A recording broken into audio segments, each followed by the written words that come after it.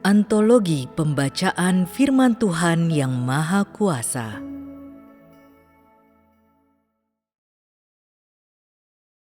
Pekerjaan dan jalan masuk. 2. Pekerjaan dan jalan masukmu sangat buruk. Manusia tidak mementingkan tentang bagaimana bekerja dan bahkan lebih sembarangan mengenai jalan masuk kehidupan. Manusia tidak menganggap hal-hal ini sebagai pelajaran yang harus mereka masuki. Oleh karena itu, dalam pengalamanmu, satu-satunya yang manusia lihat pada dasarnya adalah fata morgana yang hampa. Tidak begitu banyak yang diminta dari dirimu sejauh menyangkut pekerjaan, tetapi sebagai seseorang yang akan disempurnakan Tuhan, engkau harus memetik pelajaran tentang bekerja bagi Tuhan, agar engkau semua bisa segera selaras dengan kehendak Tuhan. Selama berabad-abad, mereka yang bekerja disebut sebagai pekerja atau rasul, yaitu kata yang mengacu pada sejumlah kecil orang yang dipakai oleh Tuhan. Namun, pekerjaan yang kubicarakan sekarang ini bukan hanya mengacu pada para pekerja atau rasul tersebut, melainkan ditujukan kepada semua orang yang akan disempurnakan oleh Tuhan. Mungkin ada banyak orang yang kurang tertarik akan hal ini, tetapi demi jalan masuk, akan sangat baik untuk mendiskusikan kebenaran tentang hal ini. Mengenai pekerjaan, manusia percaya bahwa bekerja berarti sangat sibuk melakukan banyak hal bagi Tuhan, berkhotbah di mana-mana, dan mengorbankan diri bagi Dia. Meskipun keyakinan ini benar, ini terlalu sepihak. Hal yang Tuhan minta dari manusia bukanlah sekadar sibuk melakukan banyak hal baginya. Lebih dari hal itu, pekerjaan ini berkaitan dengan pelayanan dan pembekalan di dalam roh. Banyak saudara-saudari, bahkan setelah pengalaman selama bertahun-tahun, belum pernah memikirkan tentang bekerja bagi Tuhan, karena pekerjaan yang dibayangkan manusia tidak sesuai dengan apa yang Tuhan minta. Oleh karena itu, manusia tidak tertarik sama sekali dengan masalah pekerjaan, dan inilah justru alasan mengapa jalan masuk manusia juga sangat sepihak. Engkau semua harus memulai jalan masukmu dengan bekerja bagi Tuhan, sehingga engkau semua dapat mengalami semua aspek pengalaman dengan lebih baik. Inilah yang harus engkau masuki. Pekerjaan bukan mengacu pada sibuk melakukan banyak hal bagi Tuhan, tetapi mengacu pada apakah hidup manusia dan hal yang manusia jalani mampu memberikan kenikmatan kepada Tuhan. Pekerjaan mengacu pada orang-orang yang menggunakan pengabdian mereka kepada Tuhan dan pengenalan mereka akan Tuhan untuk bersaksi tentang Tuhan dan melayani manusia. Inilah tanggung jawab manusia, dan inilah yang harus dipahami oleh semua manusia. Bisa dikatakan bahwa jalan masukmu adalah pekerjaanmu, dan hal yang berusaha untuk engkau semua masuki selama melakukan pekerjaan bagi Tuhan. Mengalami pekerjaan Tuhan bukan hanya berarti bahwa engkau tahu cara makan dan minum firman-Nya. Yang lebih penting, engkau harus tahu bagaimana memberikan kesaksian tentang Tuhan dan mampu melayani Tuhan, serta mampu melayani dan membekali manusia. Inilah yang dimaksud dengan pekerjaan, dan inilah juga jalan masukmu. Inilah yang harus dicapai oleh setiap orang. Ada banyak orang yang hanya berfokus menyibukkan diri melakukan banyak hal bagi Tuhan dan berkhotbah di mana-mana, tetapi mengabaikan pengalaman pribadi mereka dan melalaikan jalan masuk mereka ke dalam kehidupan rohani. Inilah yang telah menyebabkan mereka yang melayani Tuhan menjadi mereka yang menentang Tuhan. Orang-orang ini yang telah melayani Tuhan dan melayani manusia selama bertahun-tahun telah begitu saja menganggap bekerja dan berkhotbah sebagai jalan masuk, dan tidak seorang pun memandang pengalaman rohaninya sendiri sebagai jalan masuk yang penting. Sebaliknya, mereka menggunakan pencerahan yang mereka peroleh dari pekerjaan Roh Kudus sebagai modal untuk mengajar orang lain. Ketika berkhotbah, mereka sangat terbeban dan menerima pekerjaan Roh Kudus, dan melalui hal ini, mereka memperdengarkan suara Roh Kudus. Pada waktu ini, mereka yang bekerja dipenuhi perasaan puas akan dirinya, seolah-olah pekerjaan Roh Kudus telah menjadi pengalaman rohani mereka sendiri. Mereka merasa bahwa semua perkataan yang mereka ucapkan adalah dari keberadaan mereka sendiri, tetapi sekali lagi, tampaknya pengalaman mereka sendiri tidaklah sejelas yang mereka paparkan. Lebih dari itu, sebelum berbicara, mereka tak terpikirkan tentang apa yang akan mereka katakan, tetapi ketika Roh Kudus bekerja dalam diri mereka, perkataan mereka mengalir keluar tanpa henti. Setelah engkau satu kali berkhotbah dengan cara demikian, engkau merasa bahwa tingkat pertumbuhanmu yang sesungguhnya tidaklah sekecil yang engkau yakini, dan seperti dalam sebuah situasi di mana Roh Kudus telah bekerja dalam dirimu beberapa kali, engkau pun yakin bahwa engkau sudah memiliki tingkat pertumbuhan yang baik, dan secara keliru meyakini bahwa pekerjaan Roh Kudus itu adalah jalan masukmu sendiri dan keberadaanmu sendiri. Ketika engkau terus-menerus mengalami seperti ini, engkau akan menjadi lalai mengenai jalan masukmu sendiri, tergelincir ke dalam kemalasan tanpa menyadarinya, dan berhenti untuk mementingkan jalan masukmu sendiri. Karena alasan inilah, ketika engkau melayani orang lain, engkau harus membedakan dengan jelas antara tingkat pertumbuhanmu dan pekerjaan Roh Kudus. Hal ini akan mempermudah jalan masukmu dan akan lebih bermanfaat bagi pengalamanmu. Ketika manusia menganggap pekerjaan Roh Kudus sebagai pengalaman mereka sendiri, ini menjadi sebuah sumber kemerosotan. Itulah sebabnya kukatakan bahwa tugas apapun yang engkau semua laksanakan, engkau harus menganggap jalan masukmu sebagai pelajaran yang sangat penting.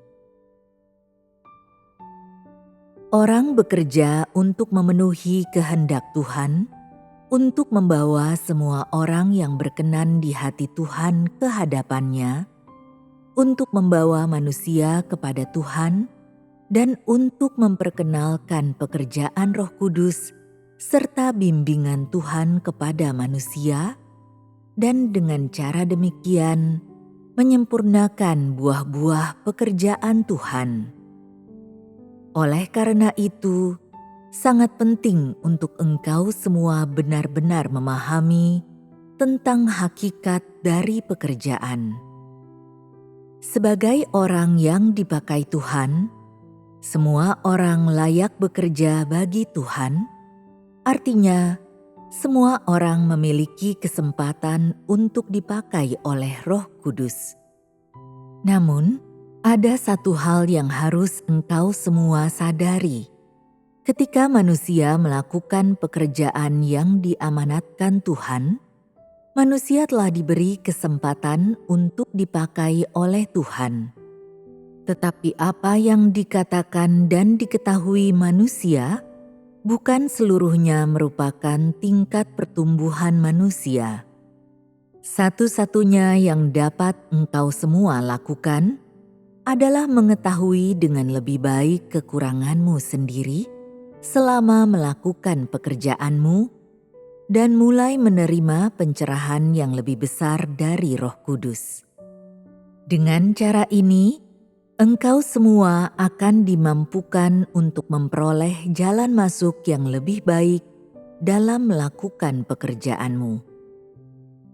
Jika manusia menganggap bimbingan yang berasal dari Tuhan sebagai jalan masuk mereka sendiri dan sebagai sesuatu yang pada dasarnya ada dalam diri mereka, maka tidak ada kemungkinan bagi tingkat pertumbuhan manusia itu untuk berkembang. Pencerahan saat Roh Kudus bekerja dalam diri manusia terjadi ketika mereka berada dalam keadaan yang normal. Pada saat seperti itu, orang sering keliru mengira bahwa pencerahan yang mereka terima adalah tingkat pertumbuhan mereka sendiri yang sebenarnya, karena Roh Kudus mencerahkan dengan cara yang sangat biasa dan Dia memanfaatkan apa yang pada dasarnya ada dalam diri manusia. Ketika orang bekerja dan berbicara, atau ketika mereka berdoa dan melakukan saat teduh, suatu kebenaran tiba-tiba menjadi jelas bagi mereka. Namun, pada kenyataannya, hal yang manusia lihat itu hanyalah pencerahan Roh Kudus. Tentu saja, pencerahan ini berkaitan dengan kerjasama manusia dan tidak merepresentasikan tingkat pertumbuhan manusia yang sebenarnya. Setelah suatu periode pengalaman, di mana manusia menjumpai beberapa kesulitan dan ujian, tingkat pertumbuhan manusia yang sebenarnya menjadi jelas dalam keadaan seperti itu. Baru setelah itulah manusia mendapati bahwa tingkat pertumbuhannya tidaklah sehebat itu, dan keegoisan, sifat memikirkan diri sendiri, serta keserakahan manusia semuanya muncul. Baru setelah mengalami beberapa siklus pengalaman seperti ini, banyak dari mereka yang dibangunkan di dalam roh mereka akhirnya menyadari bahwa apa yang telah mereka alami di masa lalu bukanlah kenyataan pribadi mereka sendiri, melainkan penerangan sesaat dari Roh Kudus, dan bahwa manusia hanyalah telah menerima terang tersebut. Ketika Roh Kudus menerangi manusia agar memahami kebenaran, itu seringkali dilakukan dengan cara yang jelas dan gamblang, tanpa menjelaskan bagaimana terjadinya atau kemana arah tujuannya. Artinya, daripada memasukkan kesulitan manusia ke dalam pengungkapan ini, Dia secara langsung mengungkapkan kebenaran. Ketika manusia menjumpai kesulitan dalam proses masuknya, dan ia kemudian menyertakan pencerahan Roh Kudus, ini menjadi pengalaman nyata manusia. Misalnya, seorang saudari yang tidak menikah berkata seperti ini dalam persekutuan, "Kami tidak mencari kemuliaan dan kekayaan, atau mendambakan kebahagiaan cinta antara suami dan istri. Kami hanya berusaha untuk mengabdikan hati yang murni dan seutuhnya kepada Tuhan." Lalu ia melanjutkan dengan berkata, "Begitu orang menikah, ada banyak hal yang menyusahkan mereka dan hati mereka tidak lagi tulus mengasihi Tuhan.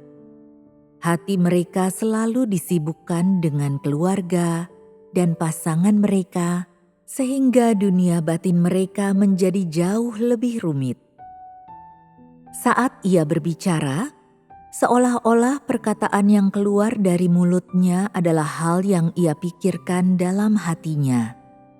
Kata-katanya nyaring dan kuat, seolah-olah semua yang diucapkannya berasal dari lubuk hatinya yang terdalam, dan seolah-olah sudah menjadi tekad kuatnya untuk mengabdikan diri sepenuhnya bagi Tuhan, dan harapannya adalah agar saudara-saudari seperti halnya dirinya akan memiliki tekad yang sama.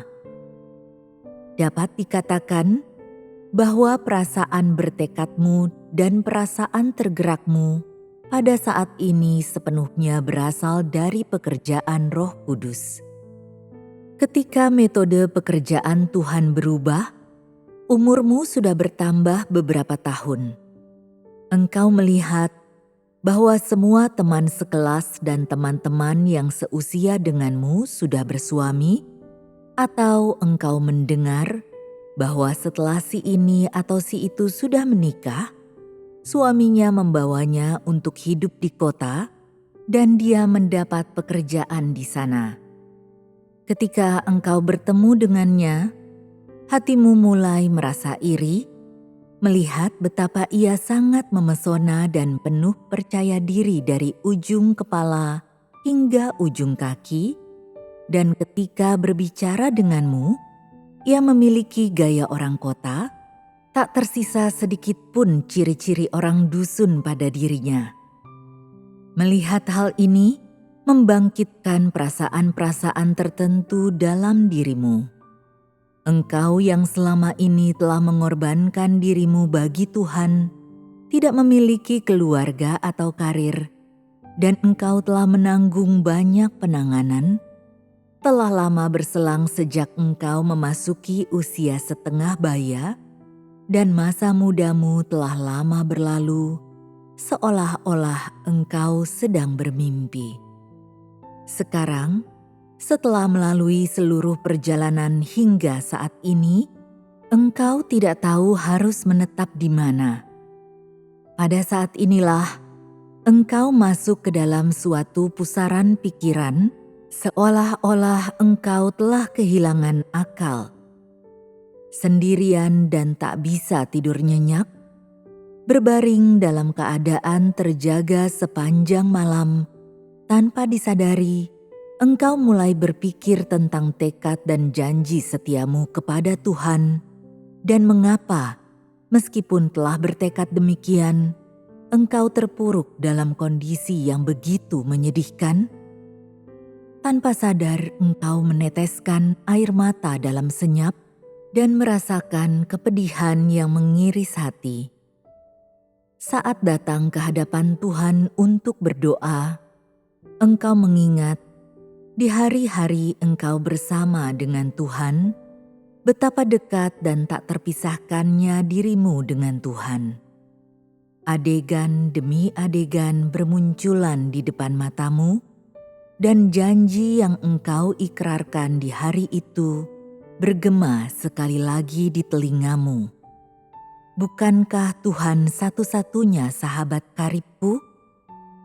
Pada saat ini, engkau sudah diliputi isak tangis. Tuhan, Tuhan yang terkasih, aku sudah menyerahkan hatiku kepadamu sepenuhnya. Aku ingin mengikat janji denganmu selamanya, dan aku akan mengasihimu tanpa pernah berubah sepanjang hidupku. Hanya setelah engkau bergumul dalam penderitaan yang berat itu, barulah engkau benar-benar merasakan betapa indahnya Tuhan itu, dan baru setelah itulah engkau menyadari dengan jelas Aku sudah menyerahkan segala yang ada padaku kepada Tuhan sejak lama. Setelah mengalami pukulan seperti ini, engkau menjadi jauh lebih dewasa dalam hal ini, dan engkau menyadari bahwa pekerjaan Roh Kudus pada waktu itu bukanlah sesuatu yang manusia miliki. Dalam pengalamanmu setelah titik ini, engkau tidak akan lagi dibatasi dalam aspek jalan masuk ini. Seakan-akan bekas luka dari luka lamamu telah memberi manfaat besar bagi jalan masukmu. Setiap kali engkau menjumpai situasi seperti ini, engkau akan langsung teringat air mata yang engkau tumpahkan pada hari itu, seolah-olah engkau bersatu kembali dengan Tuhan setelah perpisahan dan terus-menerus merasa takut jika hubunganmu dengan Tuhan akan sekali lagi terputus dan kedekatan emosional antara engkau dan Tuhan akan rusak. Inilah pekerjaanmu dan jalan masukmu. Jadi, pada saat yang sama, engkau menerima pekerjaan Roh Kudus, engkau harus lebih lagi mementingkan jalan masukmu, memahami dengan tepat apa pekerjaan Roh Kudus dan apa jalan masukmu, juga menyatukan pekerjaan Roh Kudus ke dalam jalan masukmu, sehingga engkau semua dapat disempurnakan oleh Roh Kudus dalam lebih banyak cara, dan agar hakikat pekerjaan Roh Kudus dapat dilakukan dalam dirimu.